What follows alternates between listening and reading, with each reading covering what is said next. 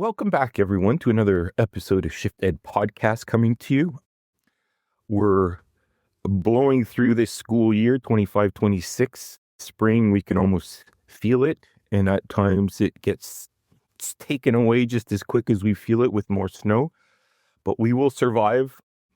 Today, I have a really important guest coming on. Again, Joe Ortona has been here before. And Joe is the chair of the English Montreal School Board and the president of the Quebec English School Board Association. He's a lawyer by profession. He's become a prominent voice also in issues related to minority language rights in Quebec. And his work focuses on the governance, community engagement, and the protection of constitutionally guaranteed access to English language in public education. Hence, why Joe is here when we're going to talk throughout this episode about Bill 1. In particular. So Joe, thanks so much for hopping on here and again sharing your insights with our community on this pretty big bill that's being pushed through as we speak.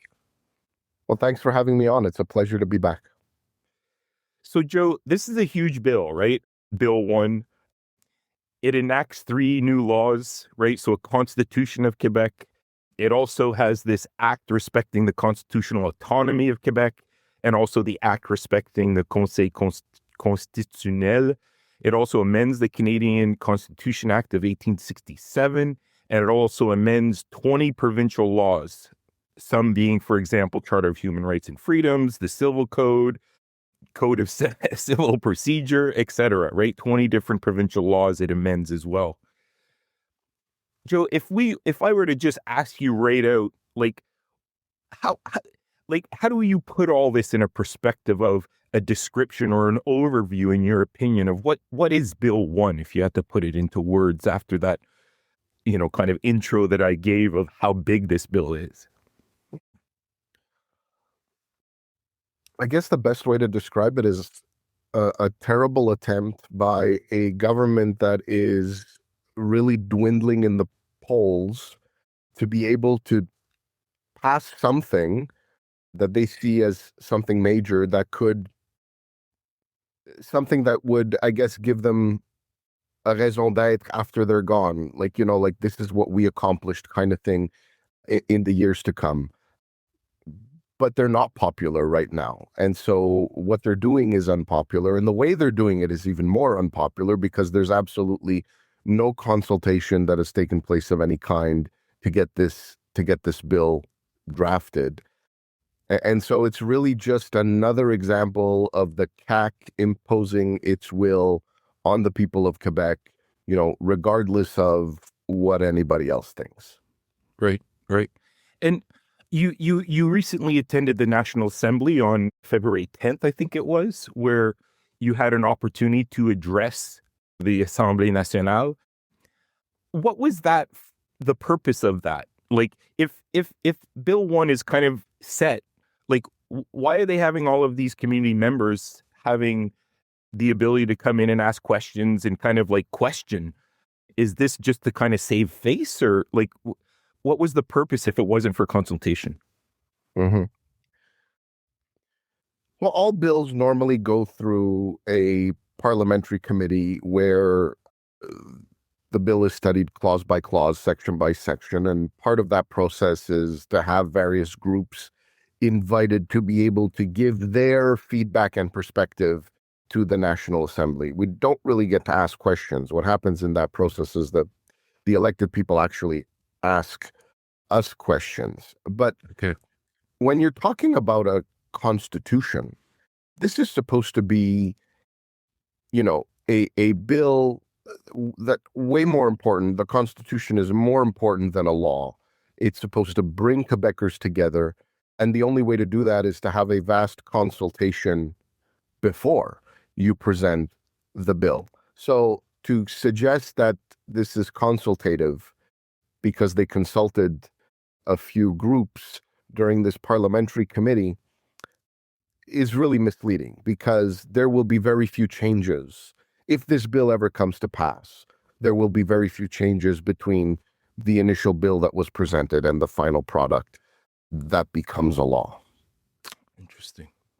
So I guess one of the reoccurring themes too that keeps coming up in this Bill 1 is the idea of Quebec's constitutional autonomy.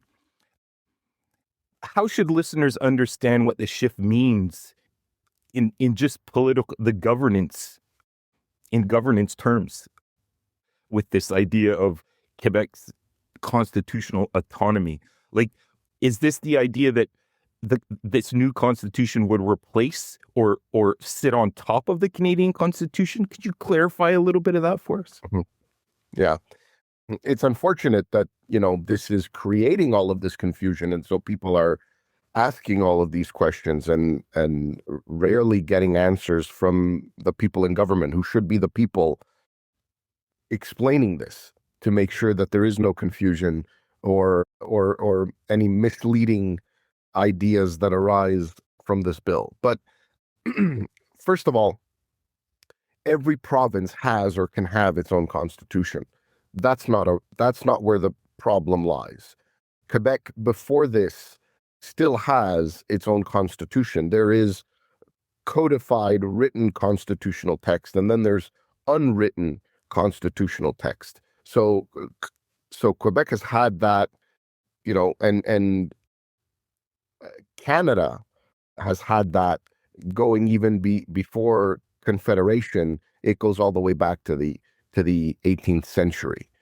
So that's not where the issue lies. The minister has already admitted that this constitution cannot supersede the Canadian Constitution. The Canadian Constitution is the supreme law. And so whatever other constitutional texts exist, even in a provincial context, have to abide by the Canadian Constitution. Otherwise, we would have an endless limbo of, well, if ever there's a discrepancy or a contradiction, well, who wins out? So there has to be a supreme law, and that's the Canadian Constitution. Everybody has recognized that. The issue here is that this government is falling in this bad habit now of thinking that it can unilaterally amend the Canadian Constitution, something that we've maintained through our court challenges that no government of Quebec could ever do. There is an amending formula for the Canadian Constitution, and they're trying to bulldoze this Constitution through as sort of another means to get a little closer to sovereignty, I believe, which again is not something that can just be done through a constitutional text. Right. So interesting. And then there you have this tension, I guess, I think you're alluding to a little bit, in the sense that you have this parliamentary sovereignty and individual over minority rights. Like, where's this? Like, it seems like they're saying, and again, I want clarity on this, that individual rights are underneath the Quebec identity or underneath the Quebec profile. Or can you elaborate? Like, it seems to be this tension now between like what Quebec wants to identify with versus individual rights and minority language as an example of that.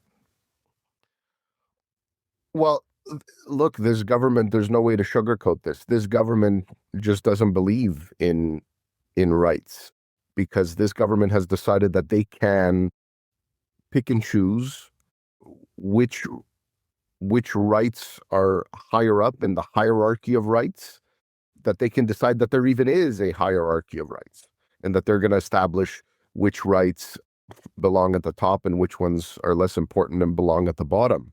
This government has also, decided that, your rights are limited to whatever ideas and values that they deem important. And so, that's not really how rights are supposed to work. Rights are supposed to be, they're not absolute. They never are, but they're supposed to be broad, and they're supposed to be protections from government overreach. And that's not what we're seeing here. What we're seeing here is we're now going to place a limit on your rights. And the minute your expression of those rights goes against what we deem to be the values of Quebecers, which again is being imposed by a government that is unpopular and didn't consult Quebecers. So this idea that if it goes against what we deem as Quebec's values, well, that becomes the limit where your rights are no longer rights. And you have to contrast that with when the Quebec Charter of Human Rights and Freedoms was adopted in 1975 by the Robert Bourassa Liberals. It was adopted unanimously in the National Assembly. And historically, whenever amendments have come to that charter, it came with a broad consensus and almost always unanimously in the National Assembly as well. So across, things that everybody agreed with across all party lines, every single opposition party here is against Bill 1. So that really says something. Right. Yeah.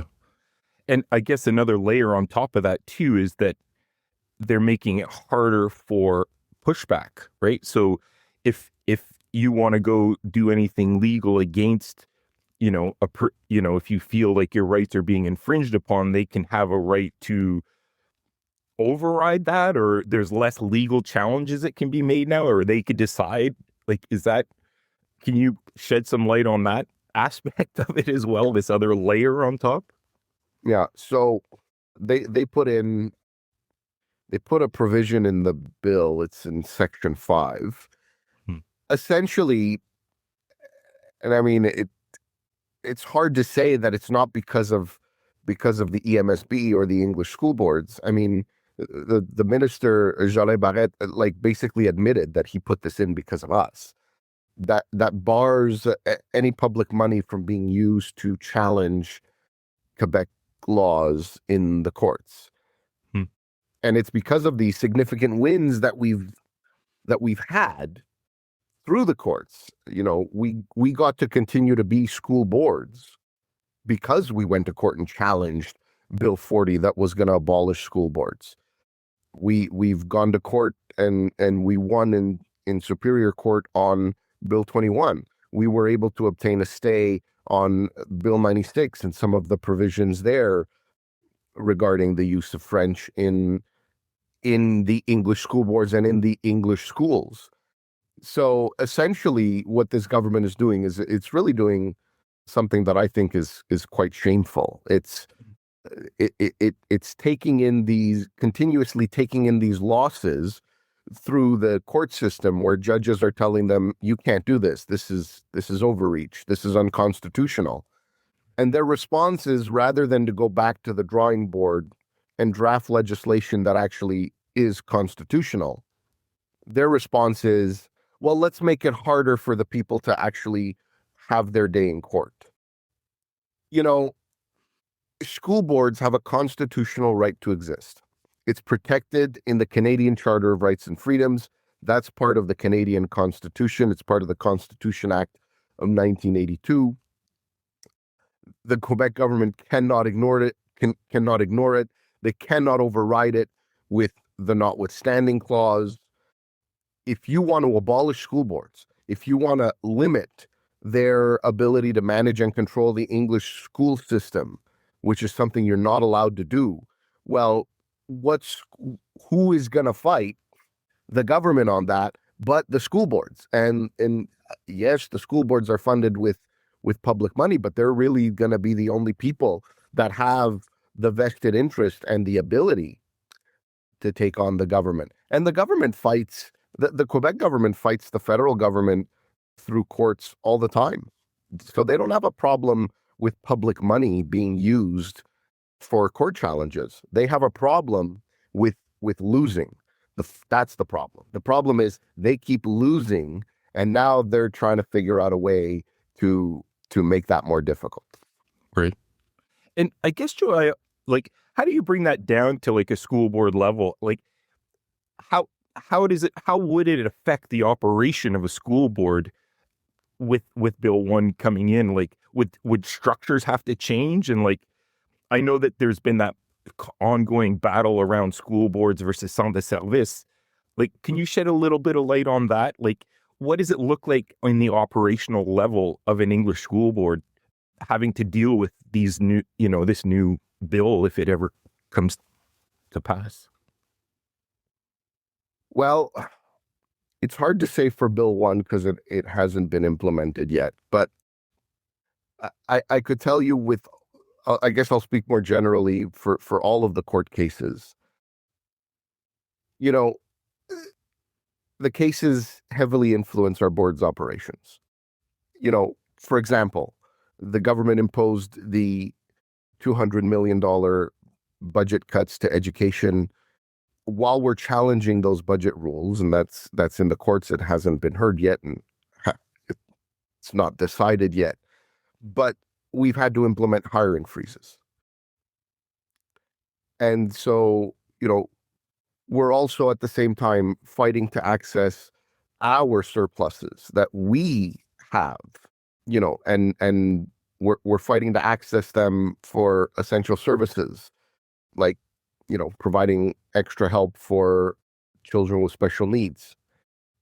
Policy-wise, again, we have to tread carefully around language requirements from Bill 96 because, we did seek exemptions to maintain English governments, but not exemptions from the entire bill. So there's that. Resource allocation becomes strained because we have to use our funds for things like Bill 40's appeal and Bill 21's appeal, which we do because we deem it necessary for the survival of the minority language education system. And so we know that long term this is going to benefit the whole system, but all of that has an effect, an impact on our operations. And of course there's always the idea that the government is much bigger than the school board. It's more powerful, it has more resources, and there's always that threat of if we don't comply with what the government wants to do, there may be consequences to that. And there's always that risk that's in the back of everybody's mind when they're making decisions. And so even when we're fighting and we're getting these wins in court about autonomy and us being able to decide things at the local level, that still weighs in the back of everybody's mind when decisions need to be made. And so they're still exercising an influence that they shouldn't be exercising when it comes to, local control. Right. And Jeff, even if we bring this down a little bit, like right to the student. So a student has, if his or her parents or, family members had attended English school, they have legal right to go to an English school. But the teachers might not necessarily get to have training or resources that are developed for minority language, right? Because the ministry doesn't, produce these types of things. Like, so in the end, kids who have the right are also kind of being infringed upon because of how it's kind of, top down structure, how it, pushes through. And it seems like the kid is just like forgotten about, like the kids' access to, their rights as second language, as minority language learners. Do you think that is a conscious decision, that if we can put constraints on every other level other than the student, that eventually the students, I don't know, stop going to English school? Or like what is that? Like, I guess that my question is there an ultimate goal behind all of this to, I don't want to say suppress, but to get at that fiber of the basics of, an individual's right to access the language that their parents and their history, their generations have had? It's I'm sorry that's such a huge question, but I guess it's just like there's so many question marks about that. Like, what about the kids, like, and their access? Mm-hmm. Yeah. So I fully understand why people in the English-speaking community really see what's happening in English education and think that it is a deliberate and concerted effort to decrease enrollment, to make schools have no choice but to close, to reduce accessibility, because especially this government has been so hostile towards the English-speaking community in the last 7.5 years. We've never faced a government that's so hostile toward minorities in general, religious minorities, the English-speaking community, including PQ governments. And people who are older than me and have worked in education have confirmed this, that it has never been this bad. I don't know that everything that happens is deliberate. I certainly can't prove it, so I don't want to say that. But what I will say is, even in the best case scenario, what we see is they just don't care about the English education system. And so it kind of gets tossed on the side. Textbooks, policies, handbooks, anything that is written, anything that comes from the Ministry of Education is always only in French. It's an ongoing battle to get English versions, and again, I do want to stress, because you started the question with parents who went to English school having the right to send their children to English school. It's important to know Section 23 goes way beyond that. The courts have recognized this over and over. Our Section 23 rights go beyond accessibility to English school. Section 23 rights guarantee the right to manage and control that education system. And so we have exclusive rights and powers when it comes to English education, which means that it's not the government that gets to decide. And so that's a great thing, because there is a counterbalance to the bureaucracy of the Ministry of Education and the government of Quebec, who wants to put English education, on the side, because it's not important to them, for us to have the ability to counter that with the decisions that we make.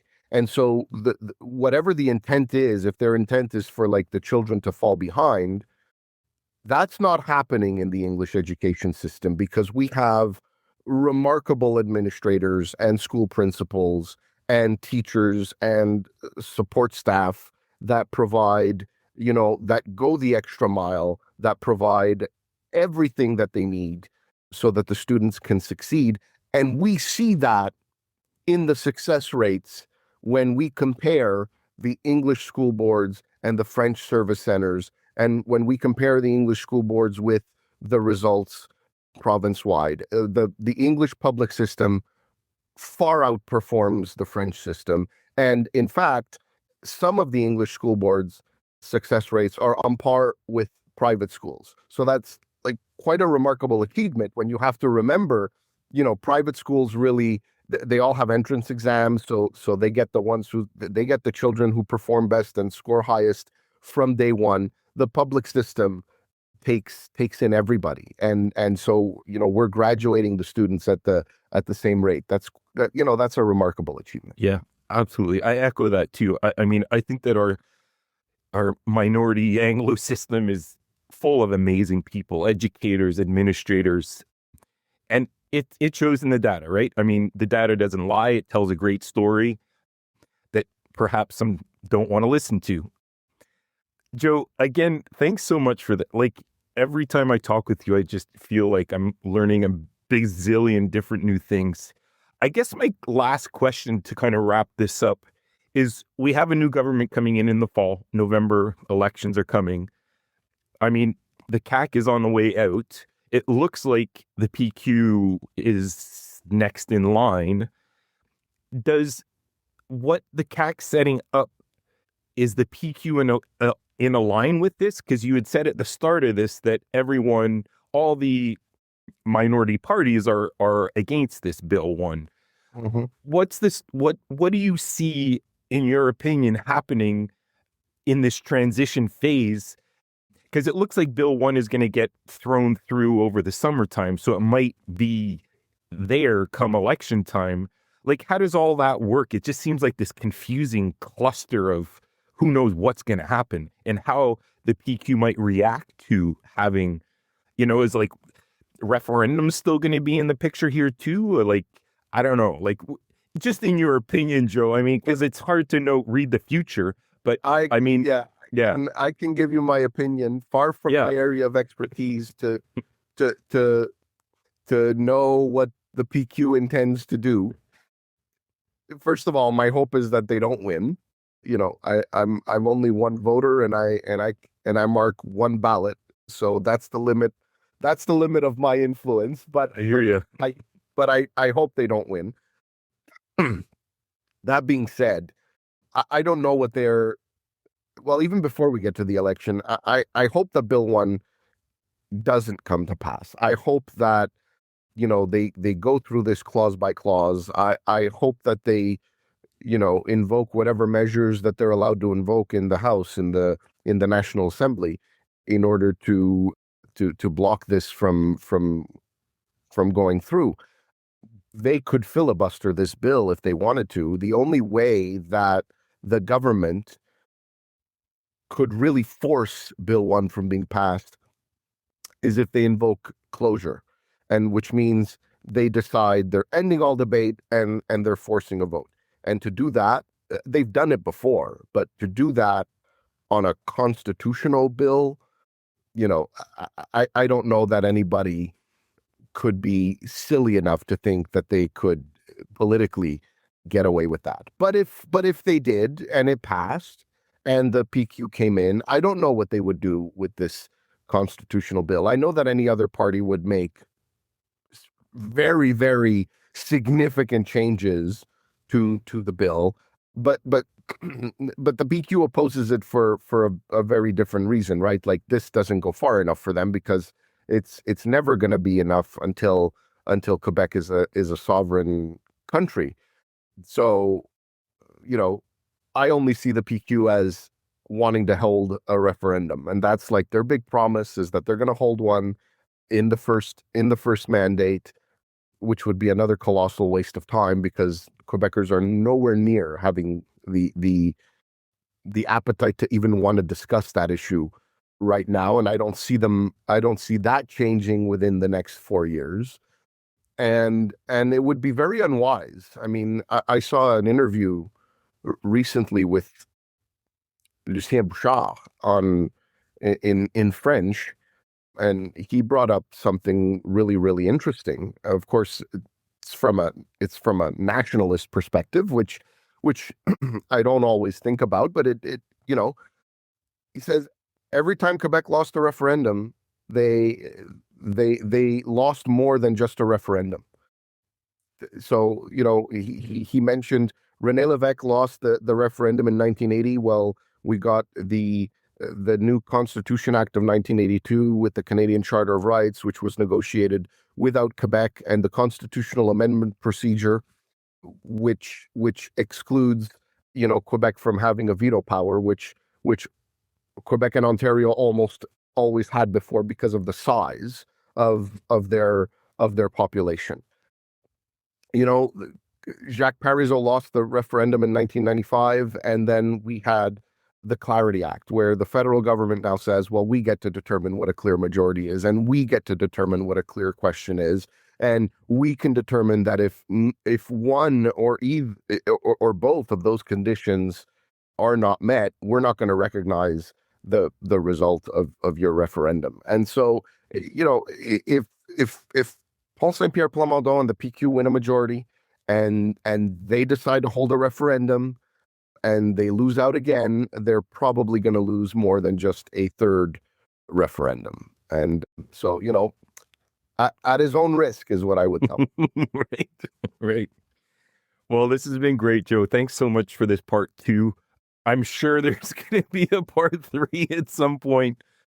Your insights and clarity are really, really valuable for our community to start to understand the gist of this. And I think you put it in really understandable language that makes a lot of sense and connects us to this really closely. So we will definitely be following along, and I really appreciate your time with us today, and we'll see. I guess that's where we'll leave this at for now. Sure. Yeah, my pleasure. Thanks a lot. Thank you.